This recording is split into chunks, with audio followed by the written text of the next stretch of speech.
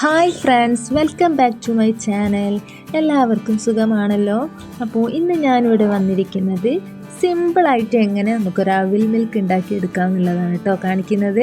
അപ്പോൾ വീഡിയോ ആദ്യമായിട്ടാണ് കാണുന്നത് എന്നുണ്ടെങ്കിൽ ലൈക്കും സബ്സ്ക്രൈബും ചെയ്ത് സപ്പോർട്ട് ചെയ്യാൻ മറക്കരുത് കേട്ടോ. അപ്പോൾ നമുക്ക് നേരെ വീഡിയോയിലോട്ട് പോവാം.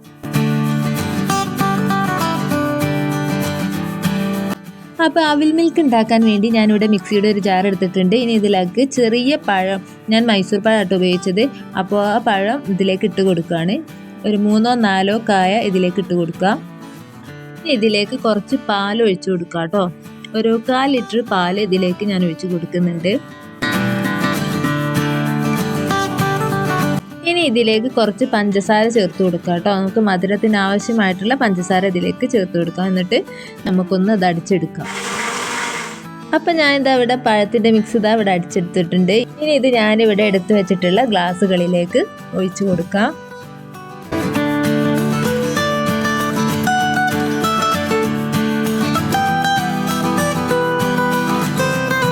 അപ്പം ഞാനിത് എല്ലാ ഗ്ലാസ്സുകളിലും ഒഴിച്ചു കൊടുക്കുന്നുണ്ട്. ഇനി ഇതിലേക്ക് ഓരോ ഗ്ലാസ്സിലായിട്ട് നമുക്ക് കുറച്ച് അവിൽ ചേർത്ത് കൊടുക്കാം കേട്ടോ. 3 ഗ്ലാസ്സിലും അവിൽ ചേർത്ത് കൊടുക്കാം.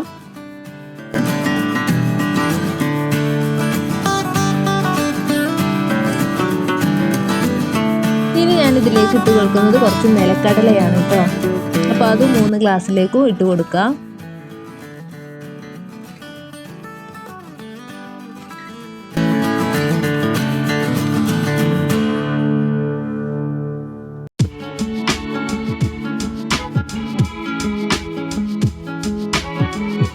ഇനി അവസാനമായിട്ട് ഞാൻ ഇതിലേക്ക് ഇട്ട് കൊടുക്കുന്നത് ഐസ്ക്രീമാണ് കേട്ടോ.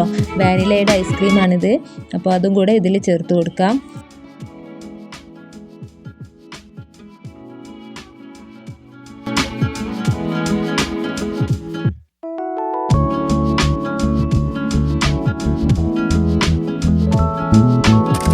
അപ്പം നമ്മുടെ അവിൽ മിൽക്ക് ഇതാ ഇവിടെ റെഡിയായി വന്നിട്ടുണ്ട്.